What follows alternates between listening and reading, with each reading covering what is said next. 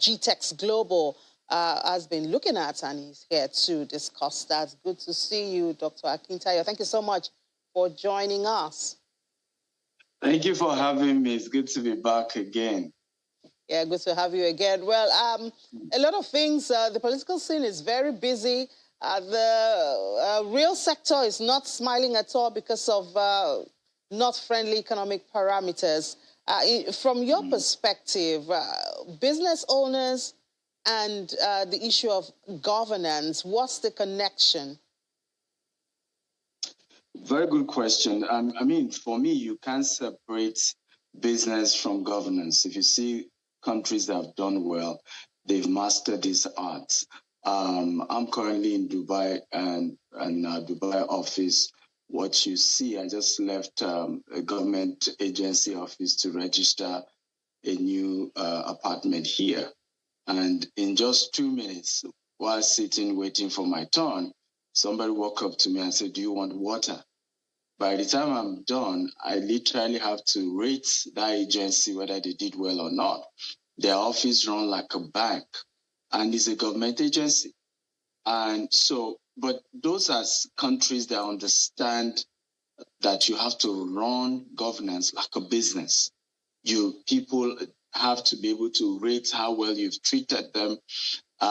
Your premises of delivering services has to be productive. There has to be profit and loss. We haven't seen that in Nigeria, and that's why we're not doing well. And as you can see, everybody is just focusing on politics, and we forget business. We have huge unemployment. Businesses are dying every day. A lot of companies are leaving the continent, not just in Nigeria alone. And we're not even bothered. We're just concerned about who becomes the next president or the next governor. And we fail to realize that if we don't take care of our business, we'll have nothing to govern after being elected. Would you now say that entrepreneurs should become political leaders? I will say that we need to get more entrepreneurs into the political system in Nigeria, not necessarily elective position.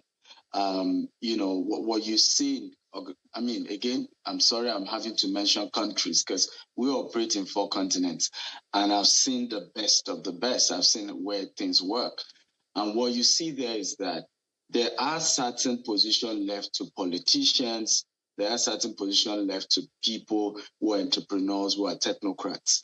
When you look at the current government of Nigeria, one of the biggest mistakes that was made was that you did not have enough non-partisan guys brought into the ministerial position and key positions. So at the end of the day, you brought in career politicians, and everything is messed up as well.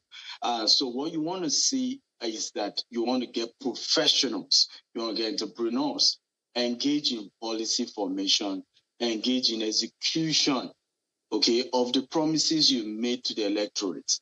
We're not seeing much of that. Not all of us have to go into elective position or campaign to be president or governor. A lot of entrepreneurs are not even inclined to do that because the concept and the mindset of being an entrepreneur is different from that of a politician. Because in politics, it's about interest. You have to try and take care of everybody's interest. Now, business is a lot more straight, jacketed concept than in politics. So you want to balance the two. But what we've seen is that entrepreneurs have been pushed aside, technocrats have been pushed aside, and then everybody's becoming career politicians, and we keep messing the thing up every day. So from your perspective, what areas do you think should be reserved for entrepreneurs? From DGs, from ministers. I think once you get elected, leave politics aside. Find certain roles for politicians. In fact, you can tell them, I say, okay, you guys got me elected.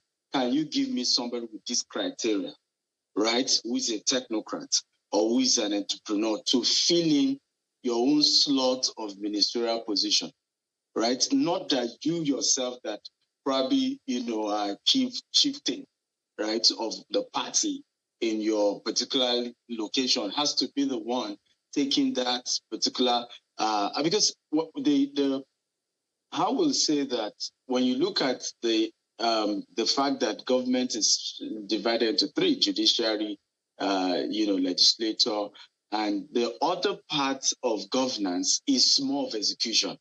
And if you're really serious about wanting to execute, then bring professionals who understand how the business works and let them help you move the nation from where it is to where it needs to be.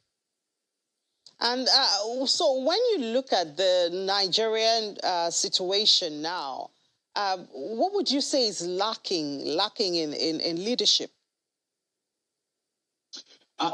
Patriotism is lacking. Professionalism is lacking. You have a system right now where mediocrity is the order of the day, and mediocrity is celebrated. A lot of times, some of us, when we even travel out of Nigeria for a month or two, we miss the mediocrity of Nigeria, literally, right? Because you get to other climes where things have to be done properly. There is a process. Nobody can cut short that process. I'll never forget, many years ago, I overstayed here in Dubai. I wasn't a resident then. And I think it was a day or so overstay. It was literally, 12 a.m. and then my flight was, I think, 2 a.m. So I remember looking at the immigration official and saying to him, what can you do? The normal thinker, I beg now, help your boy. The guy looked at me with so much anger and said, look, you are looking, it's a system. You have to, system. Like there's nothing I can do. It's automated. Even if it's 2 hours that you overstay, you have to just pay the money and move on. It's automated, right? So we have a situation whereby our processes are not as automated as they should be. So you have that man, no man playing out. And until you can remove all that and things just run the proper way it should run, we will continue this cycle. And I think Nigerians need to begin to ask questions. I think entrepreneurs like myself, in fact, because I've become very active on social media about this politics matter, people think I want to contest. I'm not contesting election. I'm not interested. But entrepreneurs have to get serious about the politics. How is wrong? Who is running it? The policies that are being made. Because at the end of the day, we are the ones that suffer. We are the ones struggling to pay salaries. We are the ones having to downsize. When we allow people who are not sound run our affairs. I will never forget a particular meeting we went for. And the Minister of Communication, I went with a German friend. And when he was done speaking, my German friend said, it's only in your country that you professionals sit down and listen to the illiterates in your field talk to you. Because the minister was not even into communication. He was an old lawyer who has no, you will know he doesn't know how the sector works. But we, the professionals, sat there and we're listening to him to tell us how to run our field. And that's the real dilemma we find ourselves in this country. I hope it change. I hope we begin to talk. All of us begin to speak out and make sure we vote as well. And make sure that as entrepreneurs, we lobby that the right things are done. Not because we want to take positions or we're interested in political position, but so that the right people, a lot of, entrepreneurs and technocrats who are ready to serve this nation in one capacity or the other, get them in. But we need to stop this nonsense. Yeah, well, I think interesting point you made there about professionals lobbying to get the right people in and also participating in the electoral process. But let's talk a little bit about your business now. Your company, of course, is making waves. As you said, you are there in Dubai for expansion. Tell us more about this expansion and growth and some of the projects that you're working on at GText. Thank you very much. For me, the Nigerian challenge has helped us to, expand internationally. I mean, now we're in US, we're UK, we're here in Dubai, and we're growing, internationally. And again, it's just what entrepreneurship is about. It's about solving problems. The economic challenges back at home has forced us to think of creative ways, think of other markets, think of how to expand to other region. We're launching our first 54-acre estate in Dallas, Texas. Has single-family home, multiple family homes, and commercial as well. So for me, it's that, and I'm not the only one. I've seen a lot of entrepreneurs begin to say, hey, the challenges of Nigeria, we've done well in Nigeria, can we begin to expand outside Nigeria? Because in case this whole Nigeria project doesn't work, are we able to, stand strong internationally so that we can sustain whatever it is that we've built back at home?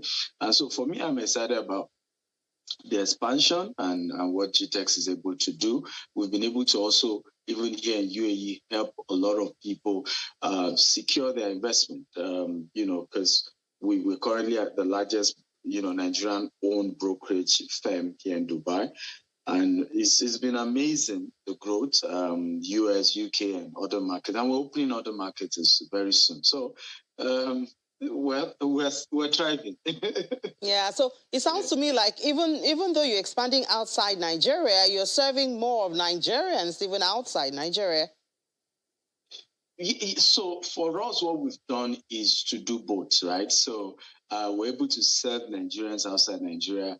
Because if you look at, for example, in the US market, a lot of Africans, not just Nigerians, are not able to own properties, right? So you come in and then the rules are big, your credit score, and so on and so forth. And so we are able to say, hey, we understand the pain point. We understand, for example, you can have a Nigerian relocate, or a Ghanaian or a Cameroonian or Kenyan relocate from Kenya to the US, right? He cannot move his credit rating, right? His, all his transaction, and then get some level of entry into the US market. Now, these are some of the areas we're able to then come in, because we understand that we're coming from that part of the world. But for us is that we're not just sticking to Nigerians. We just finished our largest conference in the US, the Global Word Festival.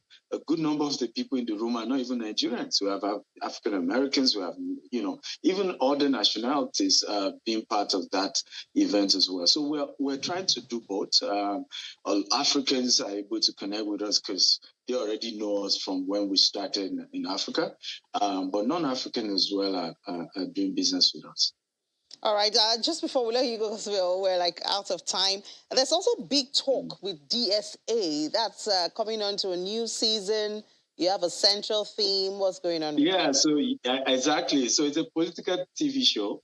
Hopefully it will be airing on channels as well in the next few weeks and other TV stations. And so what we did was for me to be in the middle as an entrepreneur, and then host government officials, and then we have Nigerian youths, as audience. And, we then face it out, people challenging their, electoral officials to say, why are you to deliver on power, on rail, on transportation, on several sectors. And then you have young people also getting to understand how governance work, how to challenge their leaders. And we've done season 1, it will start airing. We'll start recording season 2 very soon. And for me, I want to encourage more entrepreneurs to do this. I know we fear that, politicians will come after our business, but we won't have any business if in the first place, if we all don't, raise the bar and use our own status to be able to call our friends in governance, our friends in politics, and say, hey, come and tell the people how far you've gone. Come and tell the people what you're doing.